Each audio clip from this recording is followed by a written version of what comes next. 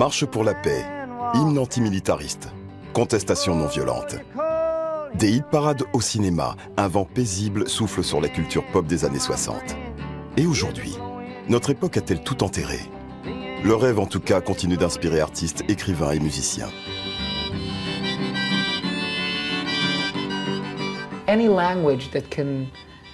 Tout langage capable de surmonter les barrières imaginaires que nous nous imposons est un outil pour le dialogue. Ce dialogue mène normalement à la compréhension mutuelle.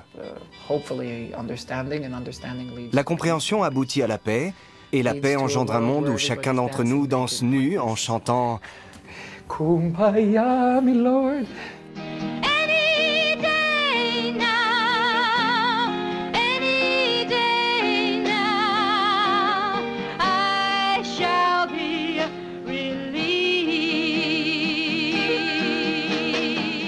La mobilisation contre la guerre du Vietnam a servi de canevas à tous les projets d'utopie sociale.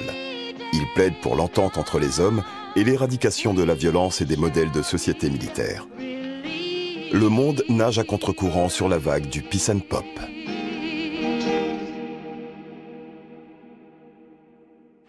Well, come on, all of you big strong men, Uncle Sam needs your help again. 1, 2, 3, 4. Pourquoi devons-nous nous battre? Je n'en sais rien, c'est pas ma cam, on va tous au Vietnam. All right. 1, 2, 3, what are we fighting for? Don't ask me, I don't give down.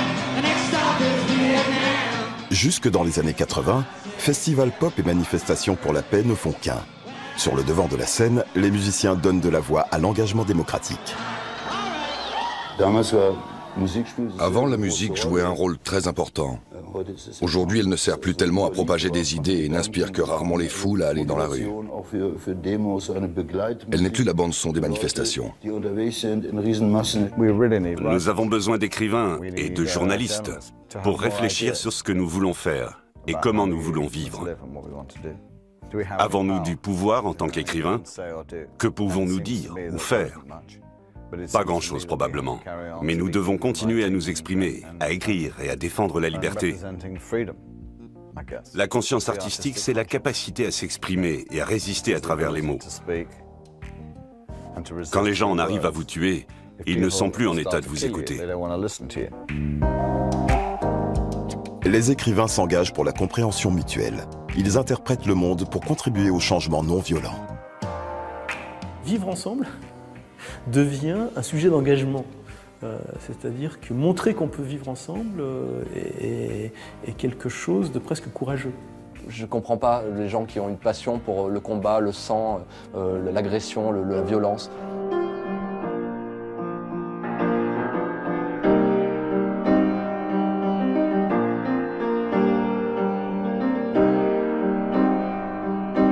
La musique serait-elle un contre-modèle à la confrontation guerrière?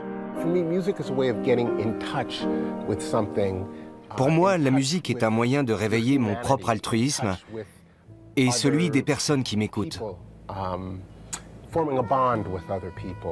Elle permet de décrire certaines choses d'une autre manière que le langage écrit. Elle génère naturellement un sens de l'empathie. Et l'empathie conduit à se rapprocher des gens, à être parmi eux, pas à les combattre.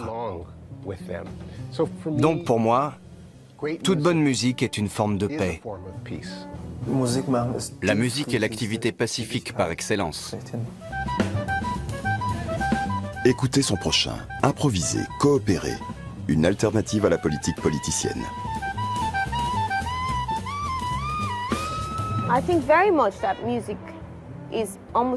La musique peut réellement être plus forte que la politique. En tout cas, c'est sûr qu'elle l'est aujourd'hui. Un concert de Beyoncé va attirer beaucoup plus de monde qu'un meeting d'Angela Merkel.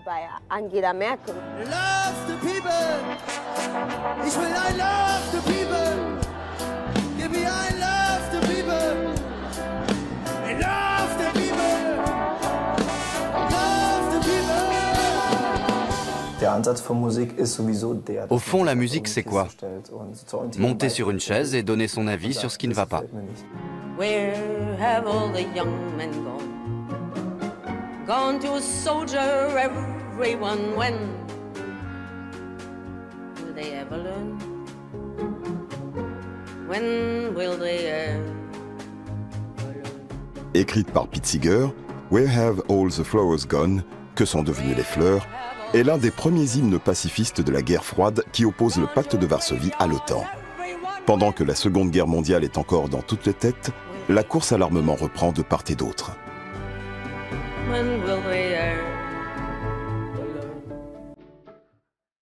Le monde se divise en deux camps, et ni les lettres ni les arts n'échappent à la polarisation de la planète.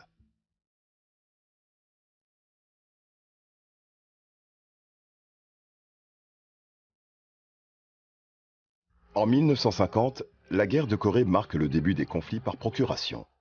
Les États-Unis soutiennent le sud du pays contre l'invasion des forces communistes du Nord.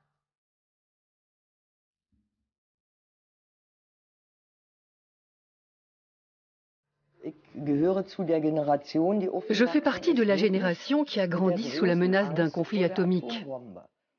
J'avais 14 ans et nos cours de technologie étaient dispensés dans une des plus grosses usines de RDA. À midi, quand on allait à la cantine, on longeait des dessins dans la cage d'escalier qui montraient comment se comporter en cas d'attaque nucléaire. On était censé se coucher au sol et se protéger avec son sac.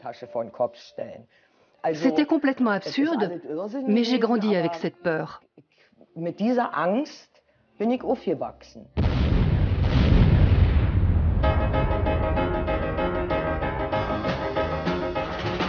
Pour certains, cette épée de Damoclès expliquerait la part hédoniste de la culture jeune des années 50. Le rock'n'roll serait ainsi une injonction à se jeter corps et âme dans le moment présent, comme s'il n'y avait pas de lendemain. Carpe diem. C'est d'ailleurs par le biais de la radio de l'armée américaine que l'Europe découvre ces nouveaux sons. Le rock'n'roll pour contrebalancer un excès de discipline.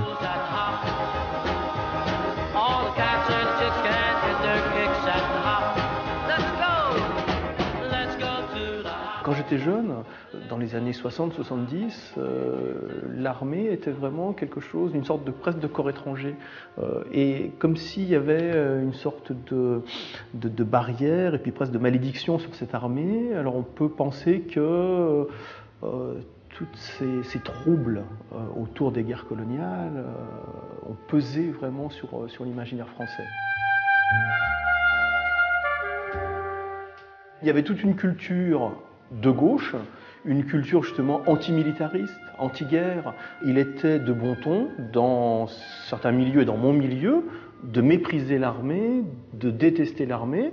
Et je me suis rendu compte après que finalement je détestais quelque chose que je ne connaissais absolument pas, car je n'avais jamais croisé de militaire.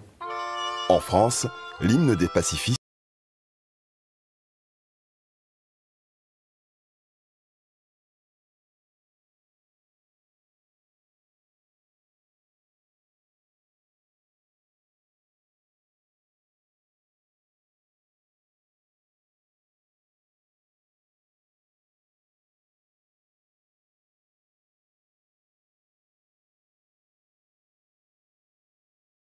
la guerre d'Indochine, la chanson sera un temps interdite de diffusion.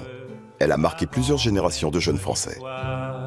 Le Déserteur, j'ai découvert cette chanson par l'intermédiaire de Renaud et c'était l'époque où il y avait encore le service militaire en plus chez nous. Donc moi j'ai été objecteur de conscience. Donc j'ai refusé de porter les armes, je suis allé dans la MJC de quartier faire mon service civil par conviction et par peur aussi. Je me suis dit, putain, porter un fusil toute la journée, ça va être compliqué pour un petit gabarit. Non, donc c'est une chanson qui forcément m'a parlé, ouais, et qui balance, qui m'allait très bien parce que je me suis retrouvé dedans complètement. La culture pop française des années 50-60 a largement délaissé la thématique des guerres coloniales. Pourtant, l'empreinte du colonialisme sur la société reste profonde.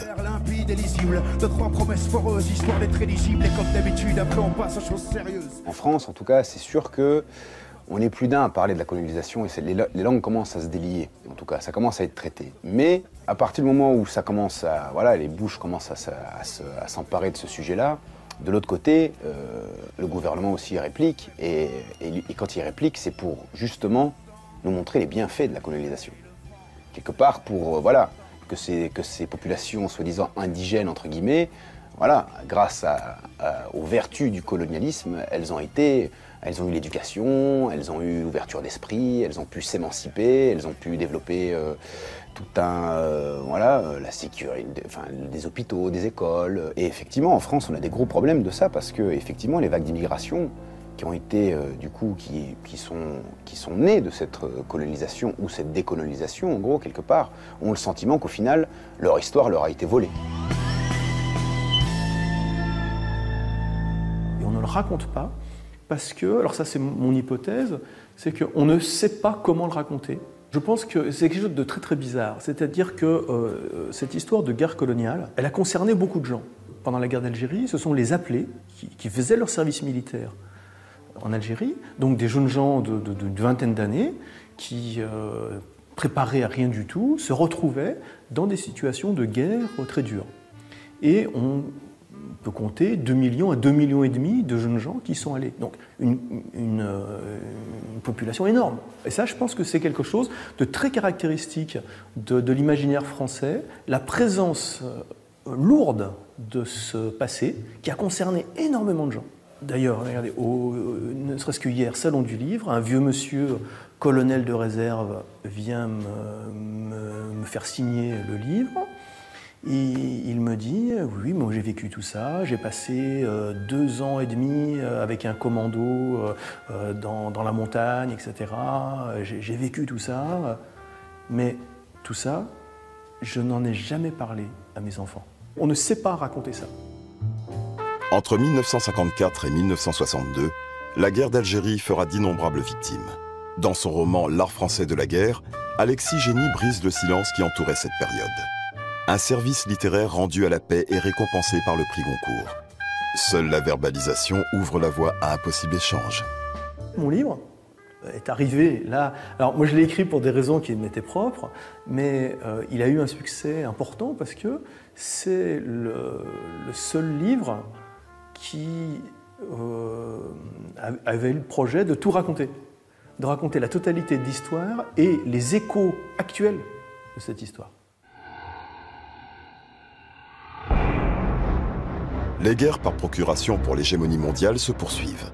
À partir de 1963, les États-Unis s'engagent ouvertement au Vietnam. Le conflit est un héritage direct de la politique coloniale française qui a laissé derrière elle un pays divisé. Le Nord communiste mène une guérilla contre la dictature du Sud, soutenue par le camp occidental.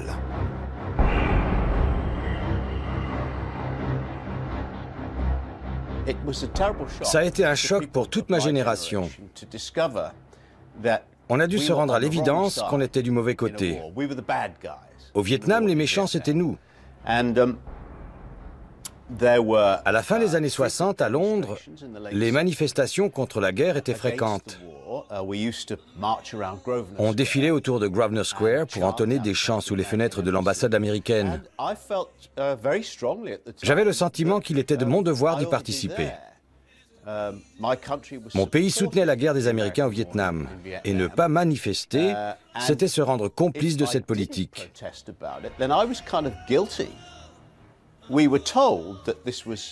Officiellement, il s'agissait d'une guerre pour libérer le peuple vietnamien de l'oppression communiste. Mais quand on creusait un peu la question, qu'on se documentait à l'aide de quelques livres ou articles sérieux, on comprenait rapidement que ce n'était qu'une guerre coloniale pure et simple. De nouveaux médias deviennent le moteur de la culture pop et le catalyseur de la contestation. Ça a été la première guerre qu'on pouvait suivre à la télévision. C'était inédit. La plus grande puissance militaire du monde se déchaînait contre un petit pays agricole, dévastant la jungle avec des armes chimiques. Ce n'était même plus une question de sensibilité politique, d'être communiste ou pas. On était simplement écœurés par ce qui se passait. Le réalisme cru des nouvelles images expose la souffrance des victimes. Une grande partie de la démarche des photographes de ma génération s'inspire encore d'une manière ou d'une autre du travail de nos aînés pendant la guerre du Vietnam. C'était une guerre où les journalistes étaient relativement libres de leurs mouvements. et leur prise de vue n'était pas soumise à la censure. Ça se ressent évidemment. Certaines photos sont devenues de véritables icônes. Tout le monde connaît par exemple la Napalm Girl de Nick Ut, ou les images d'Eddie Adams qui montrent des exécutions en pleine rue. Ces clichés ont fait le tour de la planète. Les images de guerre sont souvent des images pour la paix.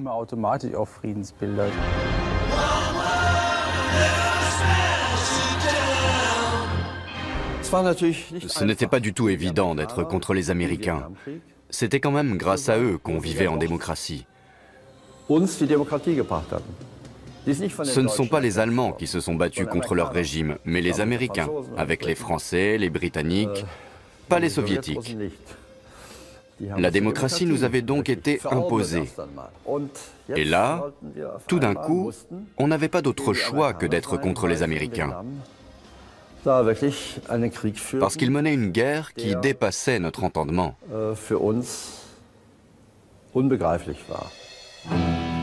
La guerre du Vietnam hante toutes les formes populaires de l'expression artistique. Récemment, c'est Ken Follett qui s'en est saisi pour une saga en 3 volumes qui couvre un siècle entier. 17,5 millions d'exemplaires traduits en 28 langues ont été vendus à ce jour. Dans Aux portes de l'éternité, le romancier britannique fait revivre l'époque de la guerre froide. Il raconte le conflit pour contribuer à la paix.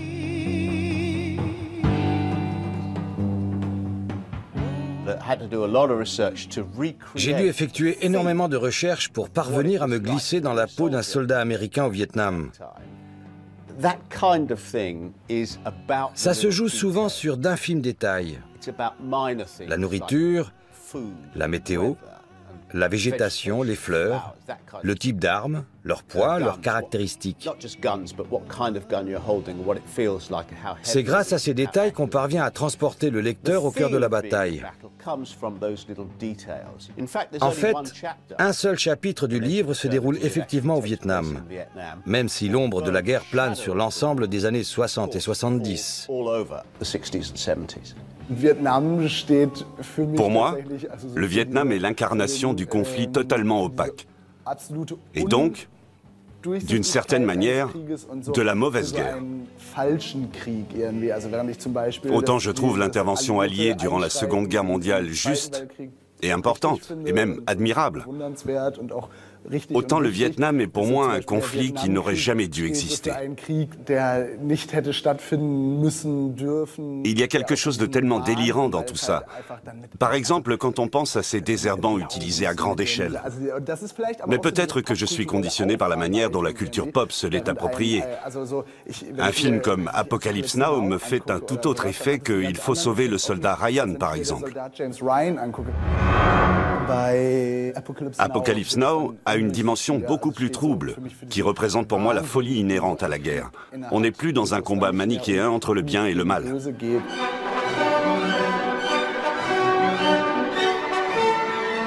Apocalypse Now, réalisé par Francis Ford Coppola, est librement inspiré de la nouvelle Au cœur des ténèbres de Joseph Conrad. Le tournage du film prend 3 ans. À sa sortie en 1979, ces images de brutalité absurde agressent le regard des spectateurs. Les différences de traitement et de contenu entre 2 films de guerre comme Top Gun et Apocalypse Now sont assez criantes. Top Gun a grosso modo la réputation d'être un long métrage publicitaire à la gloire de l'US Air Force. Alors qu'on dit d'Apocalypse Now qu'il aurait encore renforcé le sentiment pacifiste aux États-Unis et réalimenté le débat sur la guerre du Vietnam, qui était terminé lorsque le film est sorti. Les 2 œuvres ont une approche bien différente de la notion d'échec.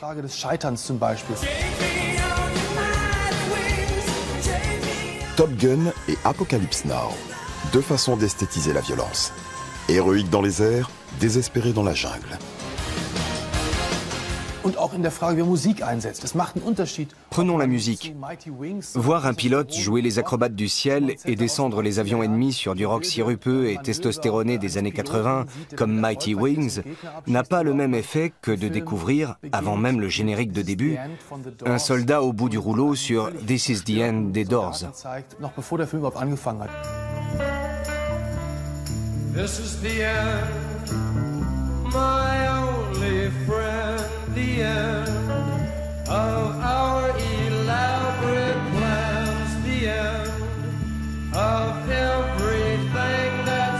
La guerre du Vietnam donne naissance à un genre cinématographique qui adopte exclusivement le point de vue des Américains.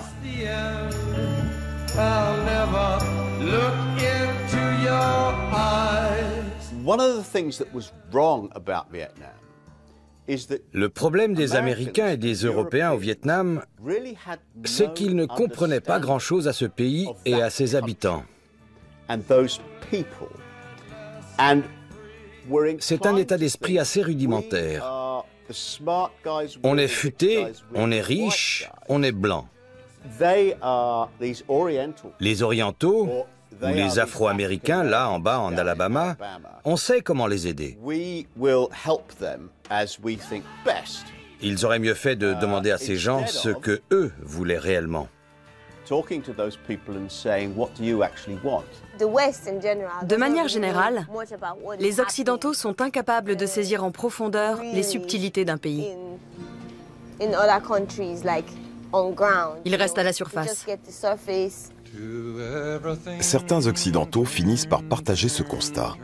Aux États-Unis, une importante culture alternative se développe en réaction aux horreurs de la guerre. Son influence s'étendra sur le monde entier. Make love, not war. Faites l'amour, pas la guerre. Le cri de ralliement du mouvement hippie est directement dirigé contre le complexe militaro-industriel. Pour les musiciens, l'amour universel conduira à la libération sociale.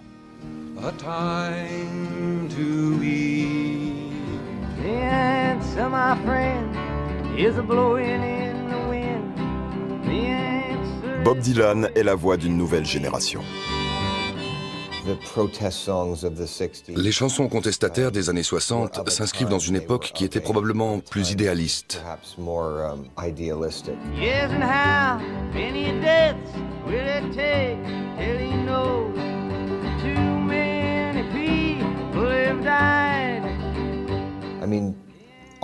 Bien sûr, les musiciens continuent de s'investir, mais ils le manifestent davantage à travers leur prise de position qu'à travers leur musique.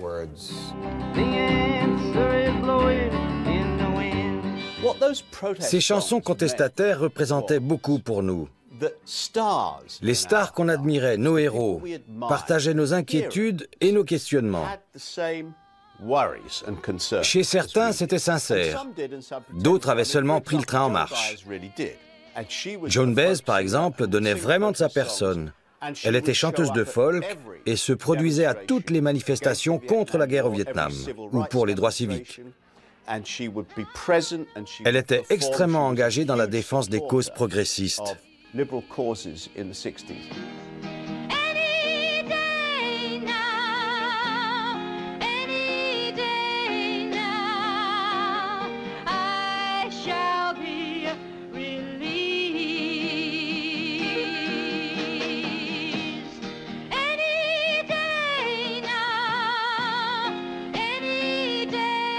Le mouvement pacifiste et le mouvement pour les droits civiques des Noirs s'unissent et se trouve un hymne commun, interprété par Joan Baez.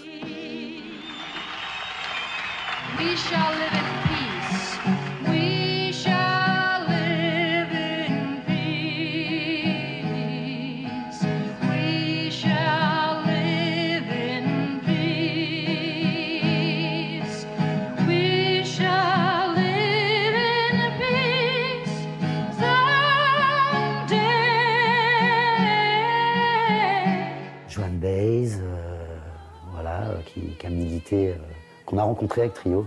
On a eu notre photo avec Joan Baez et c'était très émouvant. Qui a été une grande militante voilà, contre la guerre du Vietnam.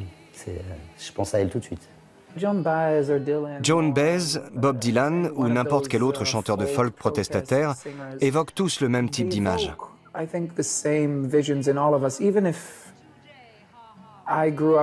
J'ai grandi en Israël et je suis de ce fait confronté à des problèmes politiques et sociaux qui sont spécifiques à mon pays.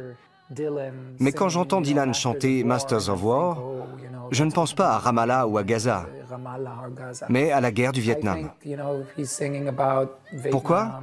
Parce que je suis né dans une culture dominée par la télévision. Pour la nouvelle génération, c'est l'Internet. Du coup, la chanson est accompagnée par tout un contexte visuel. Come, you masters of war. Guitare folk et poésie pour combattre la machinerie de guerre et la voracité de l'industrie de l'armement.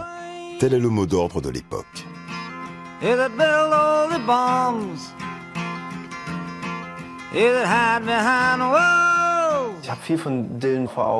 De Dylan, je dois connaître à peu près tout ce qui existe, parce que j'ai longtemps été un énorme fan et que c'est une vaste planète à explorer. J'ai encore devant moi ces images en noir et blanc où il joue dans un festival folk.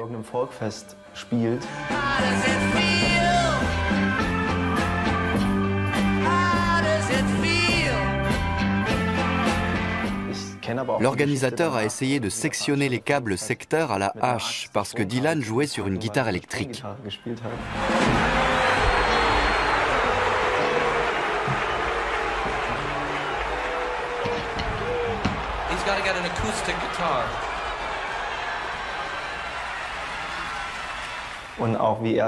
À un moment donné, il en a eu marre d'être utilisé pour les causes des autres. Mais c'est un peu le risque quand on fait ce type de musique. En fait, les artistes font rarement de bons VRP parce qu'ils ont des personnalités plutôt égoïstes. Certes, ils défendent une vision du monde et peuvent être animés par un esprit de révolte. Mais cette révolte n'est pas liée à un engagement politique. Does anybody have an E-harmonica? An E-harmonica, anybody? Just throw them all up. Thank you very much. Il a une façon de penser très particulière et des paroles franchement elliptiques. Ça a quelque chose d'un jeu de piste, mais qui peut être assez prenant parce qu'il fait des sauts dans le temps. On a l'impression qu'il assemble des bouts de texte écrits à différents moments. Les paroles de Dylan sont ouvertes aux interprétations, ce qui a beaucoup influencé ma propre manière d'écrire. J'essaie moi aussi de garder mes textes aussi ouverts que possible, autant pour moi que pour l'auditeur.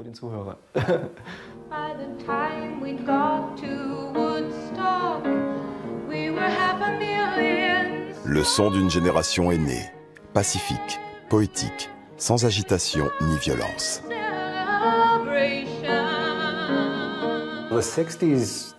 Les années 60 n'étaient pas une réaction contre la Beat Generation des années 50, mais au contraire une évolution. Les vêtements sont devenus plus aérés, le meilleur exemple étant les pantalons pas de def. On prenait l'expression individuelle, le flower power, le retour à la nature. J'ai grandi dans les années 60 et j'ai toujours pensé que le rôle des musiciens, des auteurs-compositeurs comme moi, était de s'imprégner du monde et de l'observer. Nous devons être un miroir pour la société et montrer la façon dont nous interagissons et comment nous nous influençons mutuellement. À quel point l'amour et la paix sont capables de changer les choses.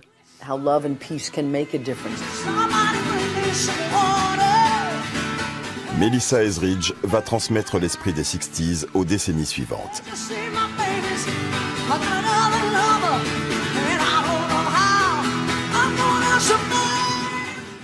Cette transmission a toujours existé, depuis Woody Guthrie, Johnny Mitchell, Crosby, Stills & Nash, etc., jusqu'à aujourd'hui.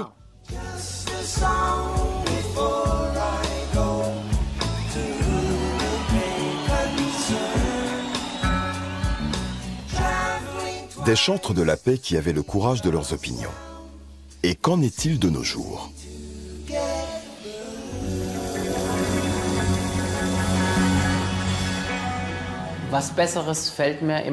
Sur le coup, je ne trouve rien de mieux comme slogan que « Amour, paix et bonheur ». Ce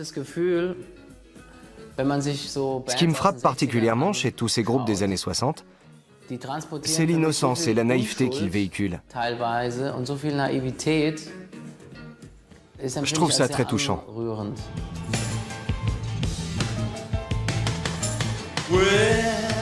Après la séparation des Beatles, John Lennon parcourt le monde main dans la main avec Yoko Ono et devient le porte-voix de tous ceux qui rêvent d'un monde sans violence ni oppression.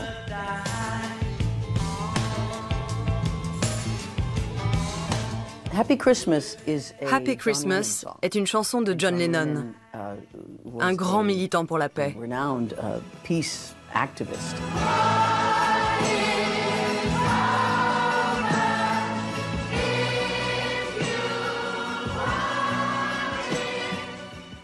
La chanson se termine par « La guerre est finie, si vous le voulez. On demande qu'une chose, donner une chance à la paix. » C'est une idée très simple. La guerre peut disparaître, il suffit de le vouloir. Imagine all the people sharing all the world. La découverte de Jimi Hendrix, des Rolling Stones, des Beatles, de toute cette culture populaire, comme on l'appelait à l'époque, nous a transformés. On était ravis et complètement excités, parce que ça représentait beaucoup pour nous.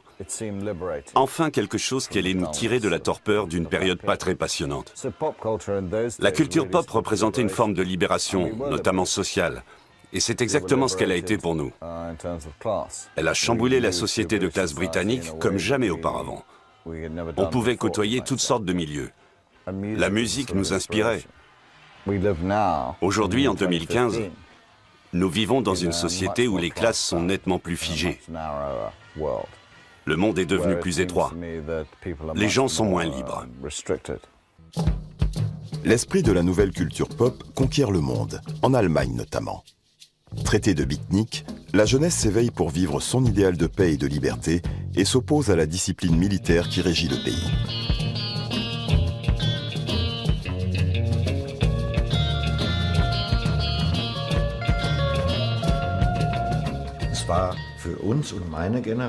Tous les jeunes comme moi qui commençaient à développer une conscience politique ont inévitablement été confrontés à la question du fascisme et par conséquent au mode de vie de nos parents et grands-parents. Dans l'Allemagne des années 50 et 60, ça filait droit.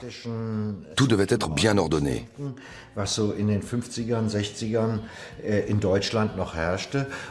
En rejetant ce modèle de société, on a contribué à faire bouger les choses.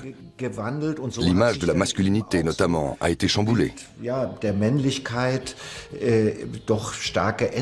La figure de l'Allemand strict et droit comme un i s'est nettement adoucie. Les soldats n'étaient pas tellement le problème.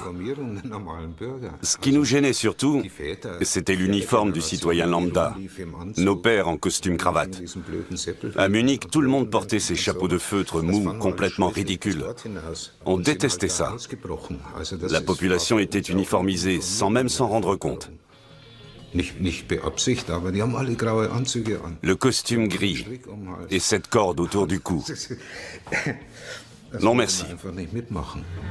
Un nouveau genre musical naît, le krautrock.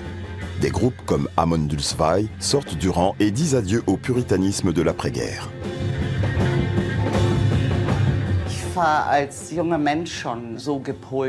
Très jeune déjà, j'ai su que je n'allais pas mener une vie conventionnelle, parce que je voulais faire autre chose. Ce n'est pas par hasard que j'ai rencontré assez rapidement les autres gars du groupe. On a eu une vie assez folle et pour rien au monde, je n'échangerai mes souvenirs. Explorer de nouvelles sonorités et des modes de vie inédits. Chaque album est comme une victoire sur la béatitude insipide des parents.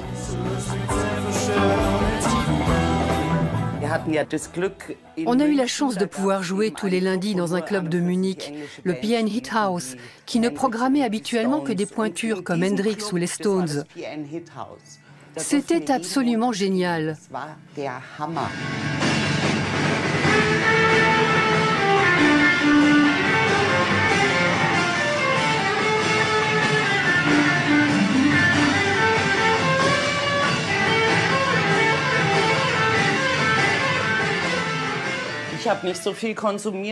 Je ne consommais pas beaucoup parce que je suis stone de nature. Mais c'est vrai qu'on essayait tout, même trop parfois. On peut se saouler jusqu'à la mort, tout comme on peut triper jusqu'à la mort. Mais rien qu'en faire l'expérience, c'était quelque chose. Révélateur de la conscience cosmique ou danger public. Les drogues psychédéliques créent la controverse et donnent lieu à une criminalisation massive.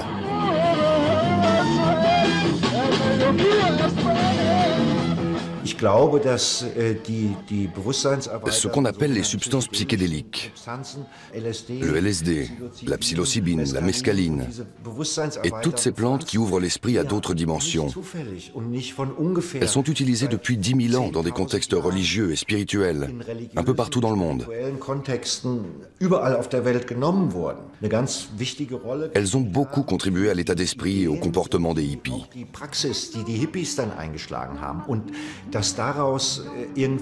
Et ce n'est pas vraiment étonnant que ça ait donné naissance à un mouvement pacifiste aussi fort. À partir du moment où je sais que tout est lié, je peux difficilement considérer quelqu'un comme un ennemi qu'il faut abattre. En tout cas, pas tant qu'il ne me menace pas concrètement.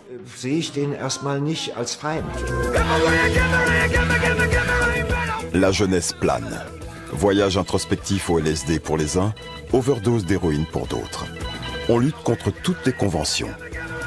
Le chanteur Gizmo se souvient des engagements de son père. Cette envie de changement, voilà, de cette jeunesse qui s'est réveillée. Il avait, je crois, mon père, 22, 23 ans, 68. Et donc ça a été un grand moment de sa vie, ouais. Ça a été la liberté, ça a été distribuer des tracts à la sortie du travail de son père qui était gaulliste. C'était la Provo, c'était Charlie Hebdo, c'était Harakiri.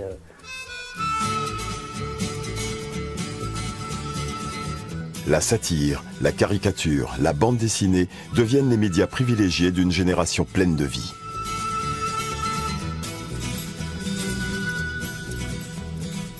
Les États-Unis avaient le Comic Moral Code, qui définissait ce que pouvait ou non contenir une bande dessinée.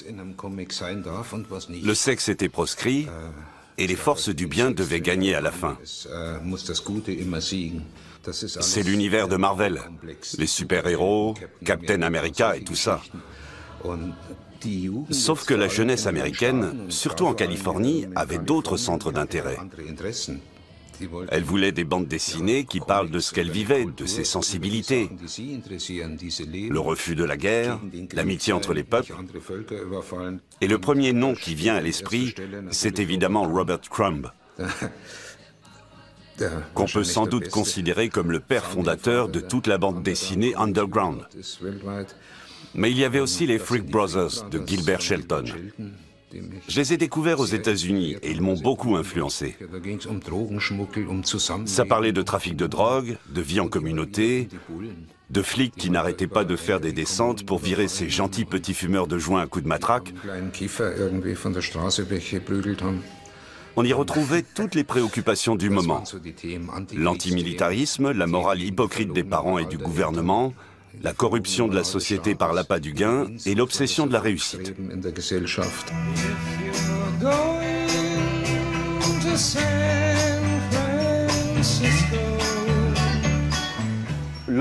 Quand je repense au mouvement hippie, je me dis qu'on avait quand même raison sur quelques points. Ma génération a été la première à affirmer clairement que l'homosexualité n'était pas une tare. Et on a eu raison. On a aussi dit que les Noirs et les Blancs étaient égaux et devaient être traités pareil. On n'a pas à rougir de ça. C'était une époque terriblement conformiste. Un homme noir comme Jimi Hendrix, qui portait des vêtements extravagants et prenait du LSD, représentait tout le contraire de ce que la société attendait de nous. La pop, ça voulait dire qu'on pouvait devenir artiste. Pendant que les enfants de la bourgeoisie blanche tressent des couronnes de fleurs, les artistes noirs doivent se battre pour leurs droits.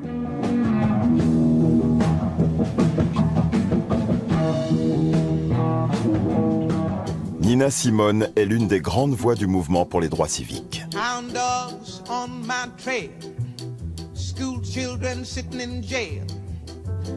Black cat cross my path. I think every day is gonna be my last. Lord have mercy on this land of mine. We all gonna get it in due time. I don't belong here. I don't belong there. I've even stopped believing in prayer. Pour moi, Nina Simone était bien plus qu'une musicienne. C'était une militante pour la liberté, une activiste qui ne s'est jamais laissée faire et n'a jamais hésité à critiquer l'État. Elle a fait de la prison, elle a été interdite de scène, elle a dû s'exiler. À chaque fois qu'un musicien ose une critique virulente qui pourrait déranger les riches de ce monde, il court le risque de s'aliéner le grand public. Je trouve ça admirablement courageux de le faire quand même. C'est rare. Nina Simone quitte les États-Unis au début des années 70. À son retour en 1978, elle est arrêtée par la police. Pour protester contre la guerre du Vietnam, elle avait cessé de payer ses impôts.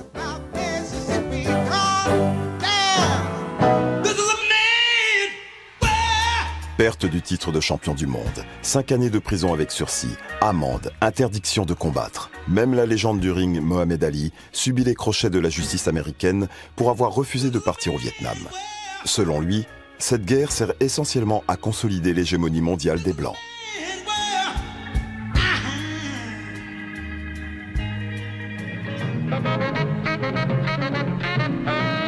Aux côtés de la soul, le jazz est l'autre bande son noire de l'époque. Et même les hippies l'apprécient. L'engagement politique du jazz est exclusivement sonore, mais lui aussi se bat pour la liberté et l'égalité.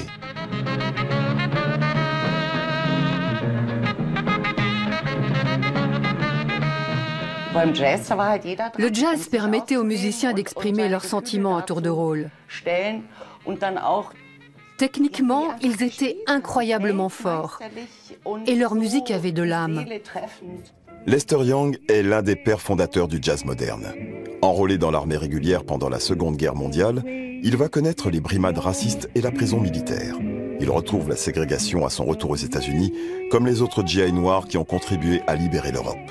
Chair à canon au front, citoyens de seconde zone dans leur pays. L'injustice attise le mouvement pour les droits civiques. Les Afro-Américains n'avaient pas le droit de vote. Ils étaient interdits d'accès dans beaucoup d'hôtels. Dans les restaurants, on refusait de les servir, ou on les installait à part, comme dans les bus. Les musiciens de l'époque font partie de la génération qui a réussi à changer ces lois.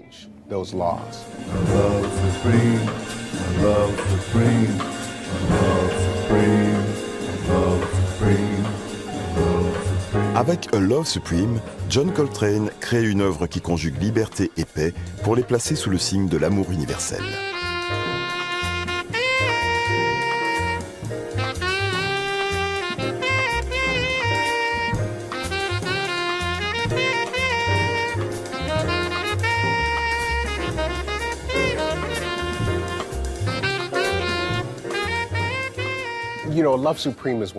A Love Supreme est un des plus grands disques de l'histoire de la musique américaine. Je n'en vois aucun autre qui ait la même force spirituelle. C'est un album emblématique qui a eu un retentissement auprès des musiciens de tous bords. Pour certaines personnes qui ont vécu dans les années 60, c'est même peut-être le seul disque de jazz dont ils aient entendu parler. L'improvisation libre enseigne un modèle de communication non violente, où les mots ne sont plus nécessaires.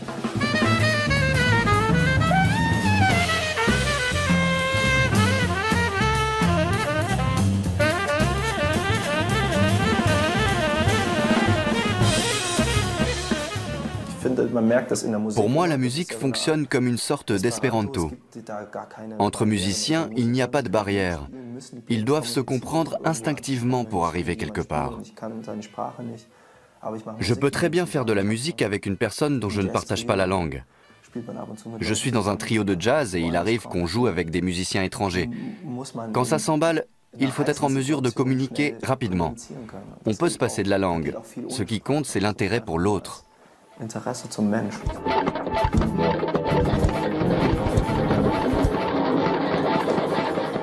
En jouant avec d'autres musiciens, on est aussi attentif à ce qu'on fait soi-même. Mais en même temps, il faut se lâcher. C'est comme de la méditation. Il faut se détacher de ce qu'on a dans la tête.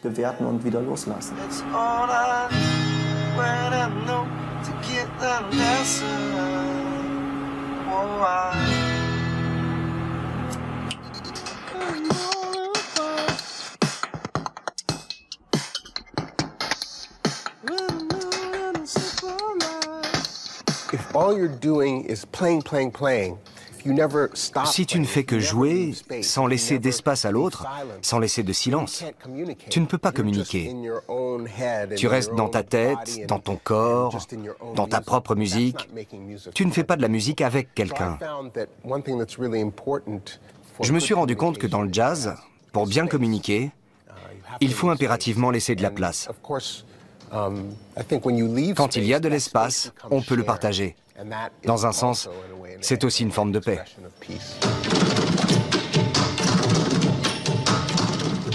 Le mouvement hippie s'ouvre aux sonorités et aux pensées extrême-orientales. Ravi Shankar est la coqueluche des festivals et les Beatles se retirent dans un ashram aux côtés de leur gourou.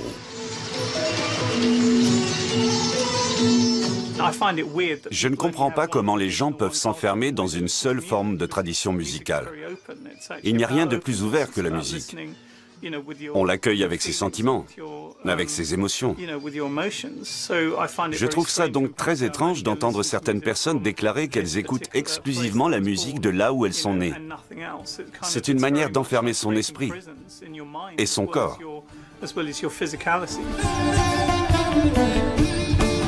Encore aujourd'hui, des sons comme ceux du Britannique Nitin Sone sont étiquetés musique du monde et souvent dédaignés par la pop. Pourtant, n'incarne-t-il pas ce qu'on appelait autrefois le rapprochement des peuples ?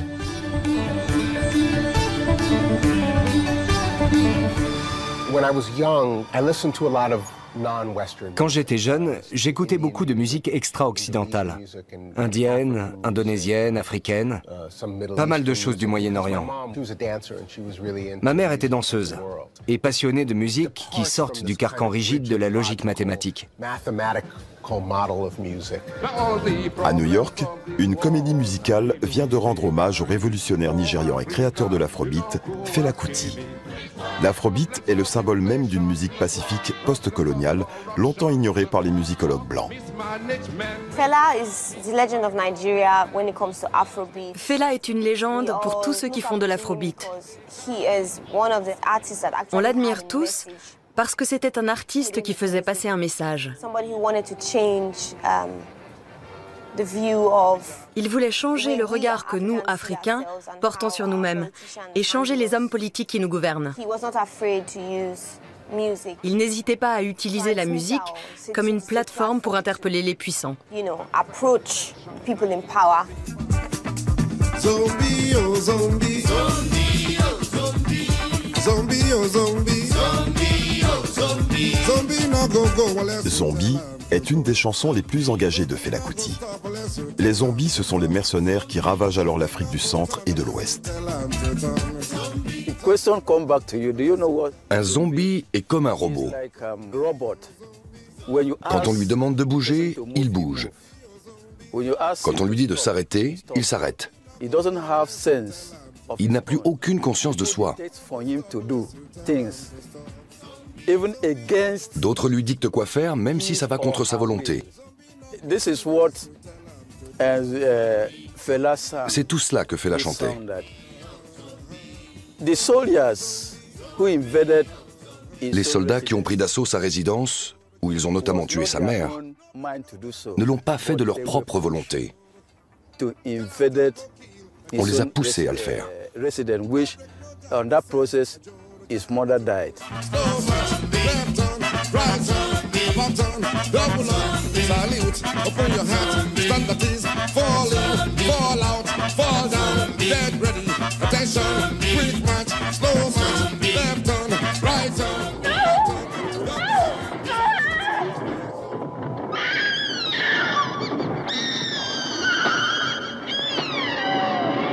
Fela Kuti n'est pas le premier à invoquer les zombies. En 1968, le cinéaste indépendant américain George Romero réalise La Nuit des morts vivants.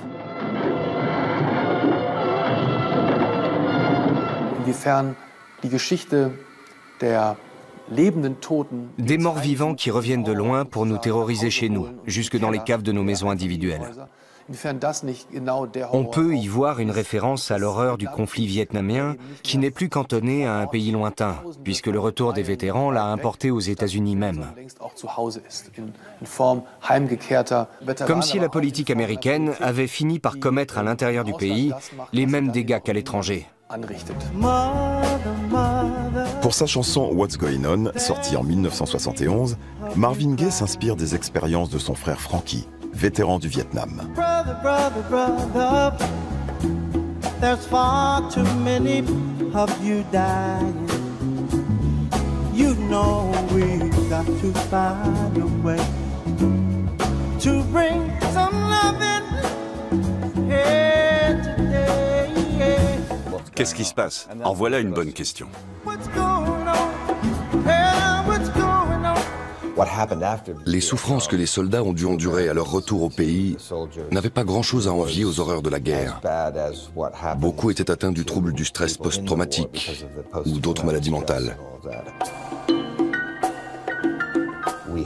Le nombre de SDF a grimpé en flèche. La plupart avaient des maladies psychiques. Mon beau-père, par exemple, est allé au Vietnam. Quand il est revenu, il n'était plus le même, ce qui n'est pas très étonnant.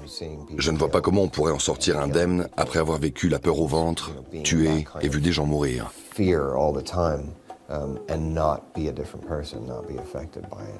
Le mariage entre ma mère et mon beau-père n'a pas tenu très longtemps après son retour. 1979. L'OTAN prend la célèbre double décision. Négociation avec le pacte de Varsovie d'un côté, installation de missiles nucléaires comme arme de dissuasion de l'autre. En Allemagne notamment, cette politique militariste va susciter une impressionnante mobilisation pacifiste. Quand je repense à cette grande époque du mouvement pacifiste, je me dis que les artistes étaient quand même nettement plus engagés politiquement. Il n'y a qu'à voir l'implication des chansonniers. Et les gens sont venus en bus de Berlin et du sud de l'Allemagne pour assister à un immense événement organisé à Essen, dans le centre-ouest du pays. On l'avait appelé « Défendez la République ». L'ambiance n'était pas du tout la même. Aujourd'hui, on entend beaucoup pleurnicher. À l'époque, on essayait d'agir. Dans le second épisode de Peace and Pop, nous verrons des centaines de milliers de citoyens descendre dans la rue pour manifester contre les armes nucléaires. Mais dès les années 90, le climat politique change radicalement. Peace and Pop explore les liens entre le combat pour la paix et la culture pop de 1979 à nos jours.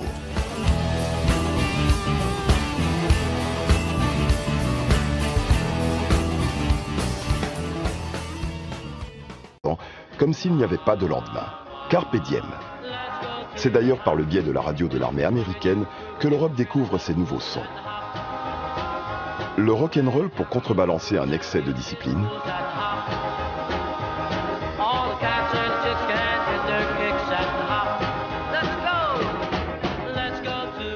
Quand j'étais jeune, dans les années 60-70, l'armée était vraiment quelque chose, une sorte de presque de corps étranger. Et comme s'il y avait une sorte de barrière et puis presque de malédiction sur cette armée. Alors on peut penser que tous ces troubles autour des guerres coloniales ont pesé vraiment sur l'imaginaire français. Il y avait toute une culture de gauche, une culture justement antimilitariste, anti-guerre. Il était de bon ton, dans certains milieux et dans mon milieu, de mépriser l'armée, de détester l'armée. Et je me suis rendu compte après que finalement je détestais quelque chose que je ne connaissais absolument pas, car je n'avais jamais croisé de militaire. En France, l'hymne des pacifistes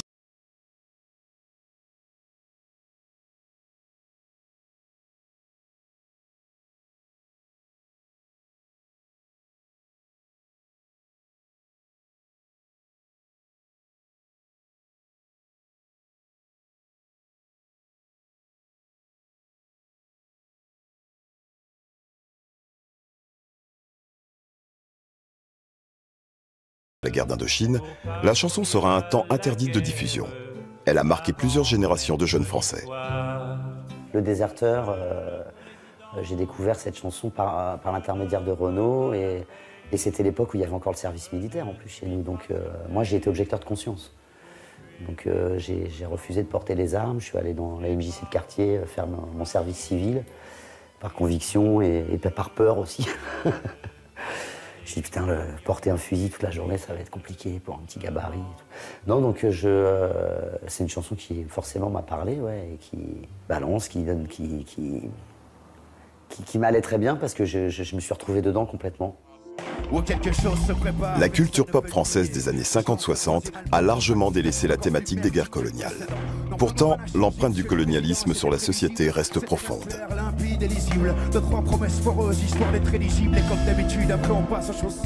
En France, en tout cas, c'est sûr que on n'est plus d'un à parler de la colonisation et les langues commencent à se délier. En tout cas, ça commence à être traité. Mais à partir du moment où ça commence à, voilà, les bouches commencent à s'emparer de ce sujet-là, de l'autre côté, le gouvernement aussi réplique, et quand il réplique, c'est pour justement nous montrer les bienfaits de la colonisation. Quelque part pour voilà, que ces populations soi-disant indigènes, entre guillemets, voilà, grâce aux vertus du colonialisme, elles ont eu l'éducation, elles ont eu l'ouverture d'esprit, elles ont pu s'émanciper, elles ont pu développer tout un, voilà, la sécurité, enfin, des hôpitaux, des écoles. Et effectivement, en France, on a des gros problèmes de ça parce que, effectivement, les vagues d'immigration qui ont été, du coup, qui sont nées de cette... Payer mon propre altruisme et celui des personnes qui m'écoutent. Elle permet de décrire certaines choses d'une autre manière que le langage écrit. Elle génère naturellement un sens de l'empathie. Et l'empathie conduit à se rapprocher des gens, à être parmi eux, pas à les combattre. Donc pour moi, toute bonne musique est une forme de paix. La musique est l'activité pacifique par excellence. Écoutez son prochain, improviser, coopérer, une alternative à la politique politicienne.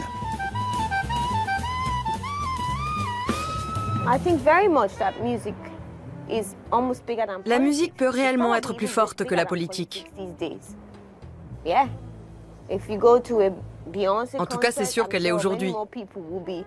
Un concert de Beyoncé va attirer beaucoup plus de monde qu'un meeting d'Angela Merkel.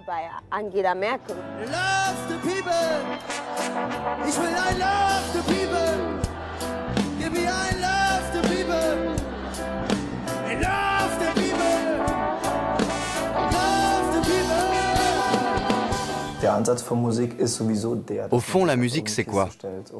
Monter sur une chaise et donner son avis sur ce qui ne va pas.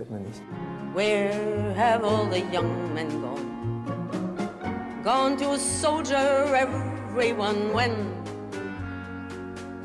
Will they ever learn? When will they ever learn? Écrite par Pete Seeger, Where Have All the Flowers Gone? Que sont devenues les fleurs? Est l'un des premiers hymnes pacifistes de la guerre froide qui oppose le pacte de Varsovie à l'OTAN. Pendant que la Seconde Guerre mondiale est encore dans toutes les têtes, la course à l'armement reprend de part et d'autre.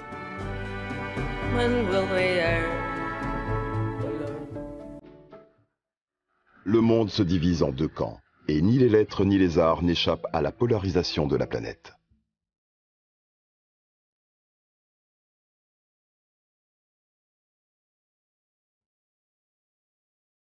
En 1950, la guerre de Corée marque le début des conflits par procuration. Les États-Unis soutiennent le sud du pays contre l'invasion des forces communistes du Nord.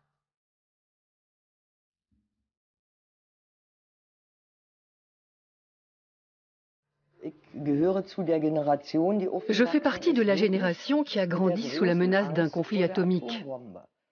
J'avais 14 ans et nos cours de technologie étaient dispensés dans une des plus grosses usines de RDA.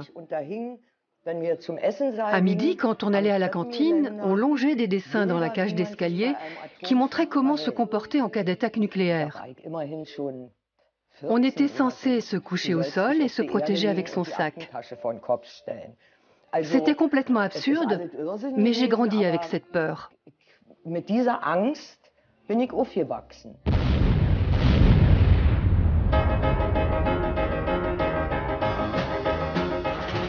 Pour certains, cette épée de Damoclès expliquerait la part hédoniste de la culture jeune des années 50. Le rock'n'roll serait ainsi une injonction à se jeter corps et âme dans le moment présent. Colonisation ou cette décolonisation, en gros, quelque part, ont le sentiment qu'au final, leur histoire leur a été volée. Et on ne le raconte pas parce que, alors ça c'est mon hypothèse, c'est qu'on ne sait pas comment le raconter.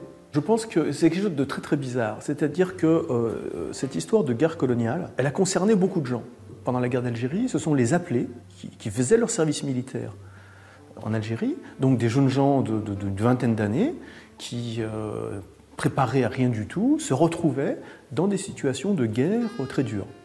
Et on peut compter 2 millions à 2,5 millions de jeunes gens qui sont allés. Donc une population énorme. Et ça, je pense que c'est quelque chose de très caractéristique de l'imaginaire français, la présence lourde de ce passé qui a concerné énormément de gens. D'ailleurs, regardez, ne serait-ce que hier, salon du livre, un vieux monsieur, colonel de réserve, vient me faire signer le livre. Et il me dit, oui, moi j'ai vécu tout ça, j'ai passé 2 ans et demi avec un commando dans la montagne, etc. J'ai vécu tout ça, mais tout ça, je n'en ai jamais parlé à mes enfants. On ne sait pas raconter ça. Entre 1954 et 1962, la guerre d'Algérie fera d'innombrables victimes. Dans son roman L'art français de la guerre, Alexis Génie brise le silence qui entourait cette période. Un service littéraire rendu à la paix est récompensé par le prix Goncourt. Seule la verbalisation ouvre la voie à un possible échange.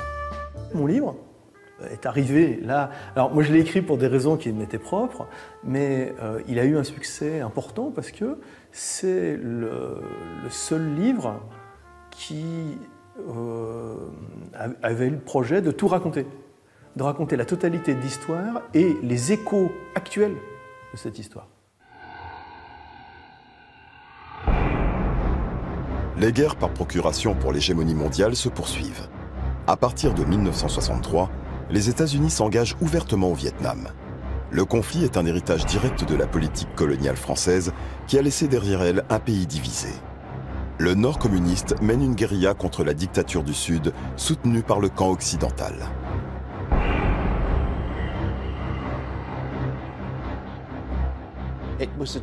Ça a été un choc pour toute ma génération. On a dû se rendre à l'évidence qu'on était du mauvais côté. Au Vietnam, les méchants, c'était nous. À la fin des années 60, à Londres, les manifestations contre la guerre étaient fréquentes. On défilait autour de Grosvenor Square pour entonner des chants sous les fenêtres de l'ambassade américaine. J'avais le sentiment qu'il était de mon devoir d'y participer. Mon pays soutenait la guerre des Américains au Vietnam. Et ne pas manifester, c'était se rendre complice de cette politique.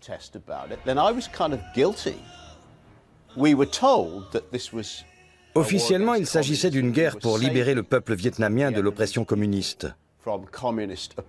Mais quand on creusait un peu la question, qu'on se documentait à l'aide de quelques livres ou à...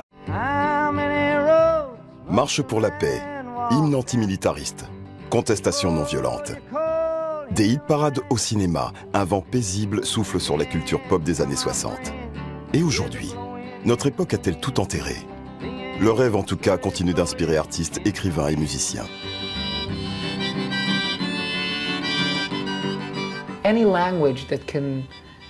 Tout langage capable de surmonter les barrières imaginaires que nous nous imposons est un outil pour le dialogue. Ce dialogue mène normalement à la compréhension mutuelle. La compréhension aboutit à la paix, et la paix engendre un monde où chacun d'entre nous danse nu en chantant « Kumbaya, my lord ».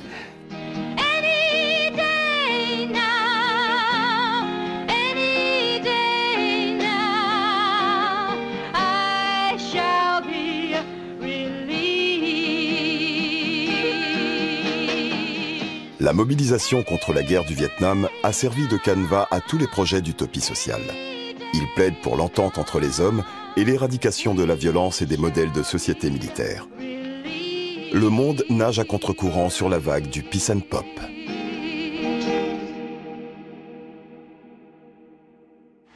Well, come on, all of you big strong men, Uncle Sam needs your help again. 1, 2, 3, 4. Pourquoi devons-nous nous battre? Je n'en sais rien, c'est pas ma cam, on va tous au Vietnam. All right.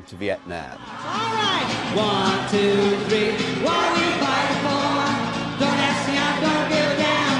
The next stop is Vietnam. Jusque dans les années 80, festivals pop et manifestations pour la paix ne font qu'un.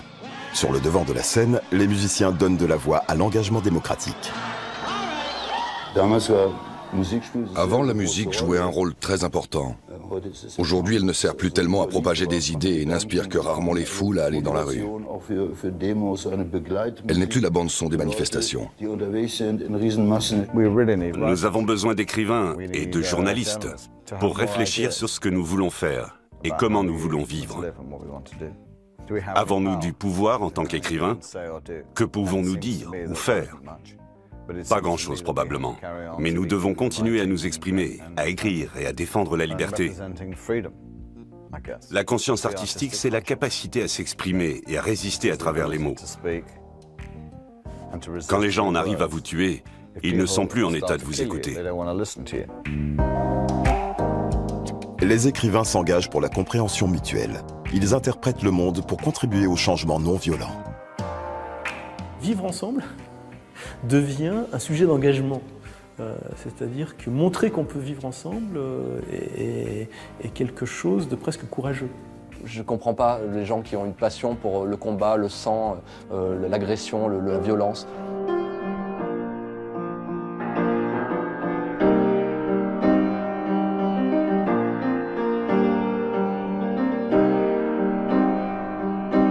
La musique serait-elle un contre-modèle à la confrontation guerrière?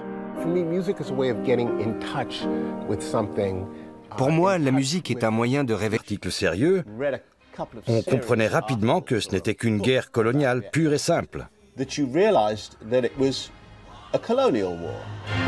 nouveaux médias deviennent le moteur de la culture pop et le catalyseur de la contestation. Ça a été la première guerre qu'on pouvait suivre à la télévision. C'était inédit. La plus grande puissance militaire du monde se déchaînait contre un petit pays agricole, dévastant la jungle avec des armes chimiques. Ce n'était même plus une question de sensibilité politique, d'être communiste ou pas. On était simplement écœurés par ce qui se passait. Le réalisme cru des nouvelles images expose la souffrance des victimes. Une grande partie de la démarche des photographes de ma génération s'inspire encore d'une manière ou d'une autre du travail de nos aînés pendant la guerre du Vietnam. C'était une guerre où les journalistes étaient relativement libres de leurs mouvements. Et leur prise de vue n'était pas soumise à la censure. Ça se ressent évidemment. Certaines photos sont devenues de véritables icônes. Tout le monde connaît par exemple la Napalm Girl de Nick Ut, ou les images d'Eddie Adams qui montrent des exécutions en pleine rue. Ces clichés ont fait le tour de la planète. Les images de guerre sont souvent des images pour la paix.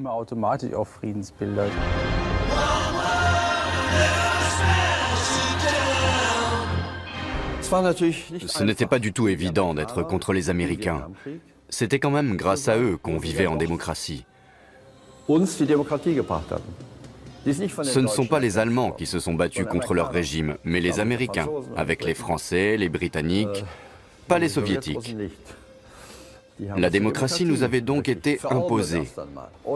Et là, tout d'un coup, on n'avait pas d'autre choix que d'être contre les Américains. Parce qu'ils menaient une guerre qui dépassait notre entendement.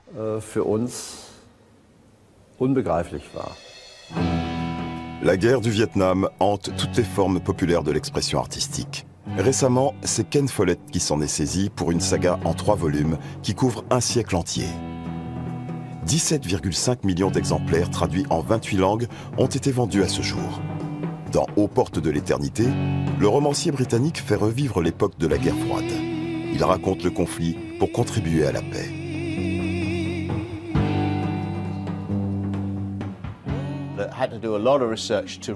J'ai dû effectuer énormément de recherches pour parvenir à me glisser dans la peau d'un soldat américain au Vietnam. Ça se joue souvent sur d'infimes détails. La nourriture, la météo, la végétation, les fleurs, le type d'armes, leur poids, leurs caractéristiques. C'est grâce à ces détails qu'on parvient à transporter le lecteur au cœur de la bataille. En fait, un seul chapitre du livre se déroule effectivement au Vietnam, même si l'ombre de la guerre plane sur l'ensemble des années 60 et 70. Pour moi, le Vietnam est l'incarnation du conflit totalement opaque. Et donc, d'une